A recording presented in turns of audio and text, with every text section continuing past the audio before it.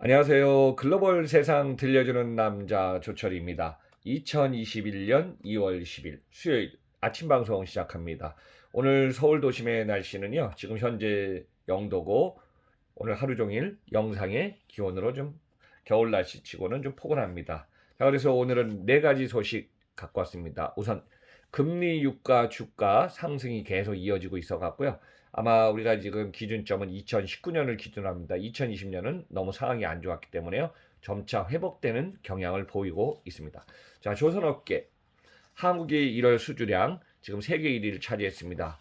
이 상태 지속적으로 연장되기를 기대합니다. 자, 세 번째는 H&M이요. 작년도 매출 6조 원대 유지했고요. 영업이익 약 1조 원대 선방했습니다. 자, 네 번째 소식은 국가 채무 22년에는 1,000조 원까지 간다는 심각한 데이터가 나왔습니다. 자, 우선 한국과 미국의 금융 지수, 주식 시장에 관한 사항, 또 외환, 달러에 관한 이야기를 우선 좀 수치를 설명드리겠습니다. 자, 코스피하고 코스닥이요. 어제 3084, 코스닥 957로 소폭 하락한 상태를 나타내고 있습니다. 코스피가 피크 때는 3200 가다가 지금 계속 등락폭하면서 3084로 내려앉았습니다. 자, 1달러 환율은요. 1113원, 그리고 미국의 다우존스 31,421, 나스닥 14,029, S&P 500 3,916. 지금 미국에는 지금 최근에 주식 시황이 상당히 지금 증가폭을 나타내고 있습니다. 그래서 다우존스 계속 31,000포인트 유지하고 있습니다. 자, 미국, 중국, 한국에서 지금 주식 가치가 가장 높은 회사명 대표를 갖고 왔습니다. 자, 미국의 애플 136달러고요. 시가총액은 2,552조 원으로 지금 미국에서 1위를 차지하고 있습니다. 자, 한국의 삼성전자 82,700원으로 493조 원의 시가총액. 중국의 알리바바 266달러로 802조 원의 시가총액. 자, 그리고 지금 승승장구하고 있는 테슬라 844달러로 900조 원대 넘어서서 903조 원을 나타내고 있습니다. 자, 그럼 우선 첫 번째 소식부터 한번 좀 정리해 보겠습니다. 지금 전 세계 지금 금리나 유가나 주가의 상승 흐름이 서서히 지금 올라가고 있습니다.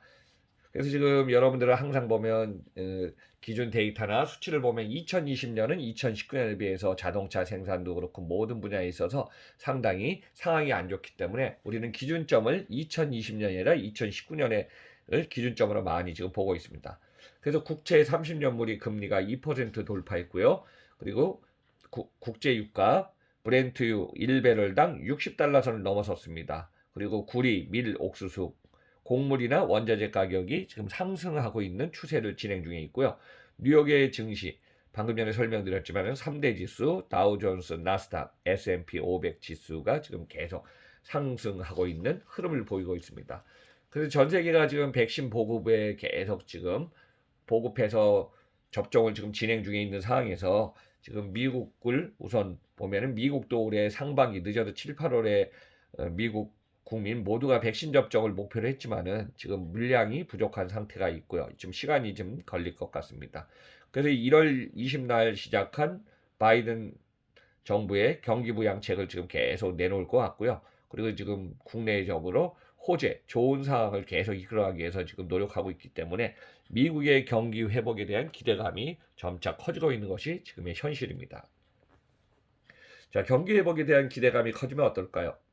자, 원자재 시장도 지금 올라가고 있고, 지금 작년 1년 동안 시작했던 코로나19의 팬데믹이 올해도 계속 진행은 되지만은 국제 간의 거래 물량이라든가 관련된 산업들이 서서히 회복되기 시작합니다. 그래서 이게 2019년의 기준점까지는 빠르게 회복은 되지 않지만은 어느 정도 70, 50에서 60, 70선으로 계속 지금 점차 간격을 좁혀갈 걸로 좀 보고 있습니다. 그리고 뉴욕 상업거래소 보니까요. 3월에 인도분 WTI 서부 텍사스산 원유가요. 배럴당 57.97달러까지 지금 상승했습니다. 그래서 작년 2020년 4월에 그때가 상당히 좀 안 좋았죠. 그 당시에 이제 40.32달러까지 떨어져서 이 수준에서 지금은 올라가는 상승 기록을 있기 때문에 지금 유가의 상승도 지금 여러 가지로 주목되고 있습니다.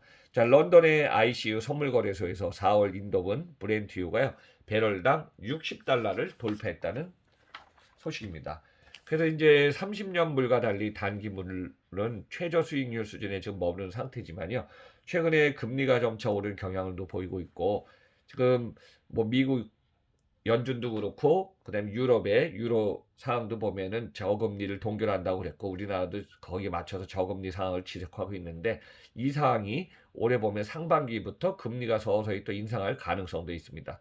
그래서 저금리 동결 상황이 계속 진행될지는 아직까지 불투명하지만은, 상황이 좋아지면은 다시 금리가 오르면 증시에는 부담을 줄 수 있다고 보고 있습니다. 그런데 최근엔 좀 이상하게 금리하고 증시가 지금 동반 상승하는 이례적인 현상을 좀 보이고 있죠.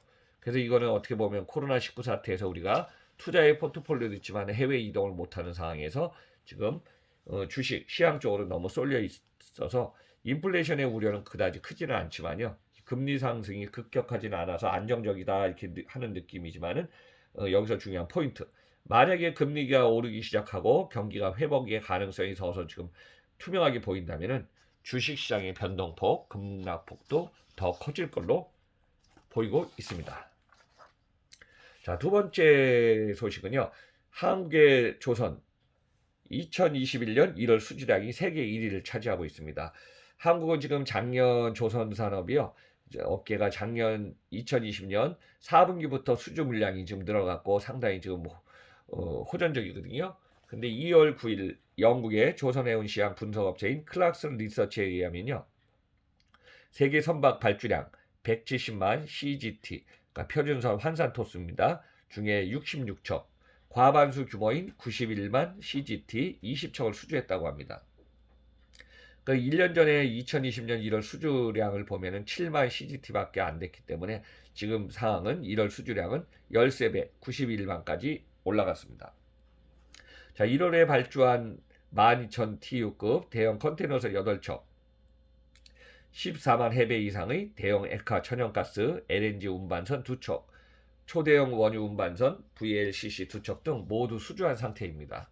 그래서 2021년 1월 말 기준 세계 수주 잔량을 보면요, 6,978만 CGT로 전달 대비 지금 192만 CGT가 감소했지만요, 국가별 수주 잔량 빅3를 보면 중국이 2,459만 가장 많습니다. 한국이 2,188만 2위고요. 일본이 839만 CGT 순으로 지금 나타나고 있습니다. 그래서 제가 여기서 중요한 포인트는 작년 4분기부터 한국의 조선에 대한 수주 물량이 좋아지고 있어갖고 올해도 순풍으로 좋은 흐름세가 보일 걸로 예상을 하고 있습니다.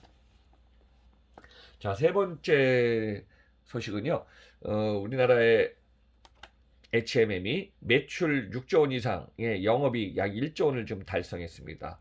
2020년 연결 기준 매출 6조 4,133억 원, 영업이익 9,808억 원의 잠정적인 실적을 좀 기록했습니다. 그 전년 대비 기준으로 보면은 매출은 16% 증가, 영업이익 흑자 전환으로 지금 최대 실적을 나타냈고요. 여기에 당기 수익도 플러스로 1,240억 흑자를 내고 있습니다. 여기에 주요한 이유는 작년에 이제 해상운임이 진짜 급격히 상승한 것, 지속적인 상승이 큰 요인이고요. 컨테이너 적치량은 전년 대비 9% 정도 감소했는데도 물동량은 지금 크게 줄지 않아서, 또 여기에 또 해운 임금 운임이 상승한 노선 운임의 이 영향이 큰 걸로 지금 분석되고 있습니다. 2020년 4분기에 컨테이너 부문 계절적 비수익인데요. 아시아하고 미주 노선 물동량이 크게 지금 증가했죠. 여기다 또 연말 시즌에 블랙 프라이데이 11월 말 등의 수출 물량이 지금 증가한 것이 큰 포인트라고 보시면 되겠습니다. 자, 컨테이너 운임 종합지수 SCFI로요.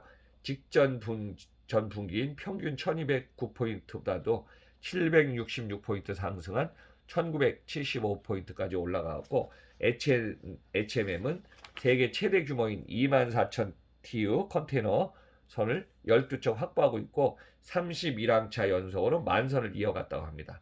그래서 이제 글로벌 또 3대 해운 동맹인 D 얼라이언스로 가입해갖고 효율적인 화물 유치가 가능한 상태가 지속되고 있죠. 자, 현재 현대중공업이 건조 중인 16,000 TU급 있는데요. 이게 초대형 컨선이 8척 상반기에 지금 인도된다고 하니까 이게 인도되면 원가 구조가 개선될 걸로 기대되고 있습니다.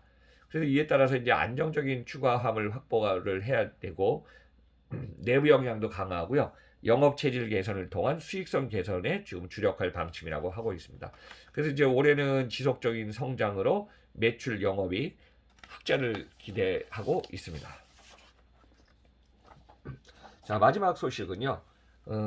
지금 이거는 상당히 걱정이 되는 내용입니다. 한국의 국가 채무 계속 큰 폭으로 증가해 갔고요. 2022년 1,000조 원을 돌파한다고 합니다. 심각한 상황입니다. 물론 이제 경기 부양책을 확대하고 뭐 지급한다 막 그러는데 국가의 예산은 진짜 효율적으로 그리고 절약해 가면서 써야 되는데 지금 현상이 그렇지 못한 상황입니다. 2020년 국가는 세수는 줄었고요. 지출은 크게 늘어났습니다. 자, GDP 대비 이상이 계속되면은 52%에서 2030년에 가면은 75%까지 큰 폭으로 늘어날 것으로 보고 있습니다. 한국의 국가 채무가 2014년에는요 533조 원이었습니다. 이것이 이제 2022년 되면은 1,085조 원까지 늘어나고요. 2030년에는 2,000조 원을 넘어서 2,058조 원이 국가 채무가 될 걸로 지금 예측하고 있습니다. 그러면은 GDP 국내 총생산 대비 국가 채무 비율이요. 지금 2022년에는 52%대다가 25년에는 61.7%, 2030년에는 75.5%입니다. 여러분들 한번 생각해 봅시다. 2028년부터 우리나라 이제 총 인구가 줄어들기 시작하거든요. 그리고 여기에 65세 이상 고령 지금 인구들이 계속 늘어나고 있는데 이런 상황을 감안한다면은 정부 부채가 최근에 지금 급격히 증가한 것이 큰 걱정이고요. 이대로 가서 2030년에 2,000조 원 시대가 되면은 2028년 인구는 줄고 복지 확대 지출이 계속 늘어날 겁니다. 그러면은 적자 부채를 계속 발행해야 되고 세수는 줄어들고요. 그러면은 이제 지출만 늘어나다 보면은 앞으로 갈수록 우리나라 지금은 뭐 괜찮다는데 지금 수치상으로 그게 괜찮은 것 같지는 않습니다. 제가 봐도. 그래서 2020년 1월부터 11월 집계 데이터를 보니까요. 총 수입은 437조 8천억 원, 총 지출은 501조 1천억 원, 재정 적자가 98조 3천억 원입니다. 그래서 12월을 한 달 더 포함하면요. 작년에 재정 적자가 무려 100조 원이 넘어섰습니다. 그러면 이 숫자가 올해도 아마 이 숫자가 꽤 커질 걸로 보고 있어서 이런 상황이 지속된다면은 우리나라는 국가 채무 부채가 계속 커지는 나라 안에 포함될 겁니다. 그래서 코로나19 위기를 위해서 빚이 늘어나서 계속 국가 채무가 지금 속도는 더 빨라지고 있기 때문에 갈수록 빚만 늘어나는 한국이 되지 않을까 큰 걱정을 하고 있습니다. 자, 오늘은 글로벌 세상 들려주는 남자 네 가지 소식, 금리 유가 주가의 흐름을 보니까 이 상황이 지금 호전적으로 방향은 계속 세계 흐름이 이 작년 2020년보다는 좀 더 좋아질 걸로 기대를 하고 있습니다. 그리고 조선업계도 작년 4분기부터 수주 물량이 늘어나고요. 더 좀 좋아질 것 같고 우리나라 HMM 6조 원대에서 영업이 지금 좋아졌기 때문에 올해도 지금 좋은 상황을 기대해보고 국가 채무 마지막으로 걱정이 앞서는 얘기로 마무리하겠습니다. 자, 오늘도 여러분들 하루 소중한 시간 잘 보내시고요. 글로벌 세상 들려주는 남자 조철희 방송은 여기서 마치겠습니다. 마지막에 구독 안 누르신 분은 쿡 부탁드리면서 저는 내일 방송에서 뵙겠습니다. 아, 내일부터가 또 쉬는 날이 있네요. 2월 11일, 12, 13, 14는 한국이 이제 4일 연휴이기 때문에 내일 글로벌 세상 들려주는 남자는 다음 주 화요일 날 방송하고요. 여러분들 다음 주까지 항상 건강하시기 바랍니다. 감사합니다.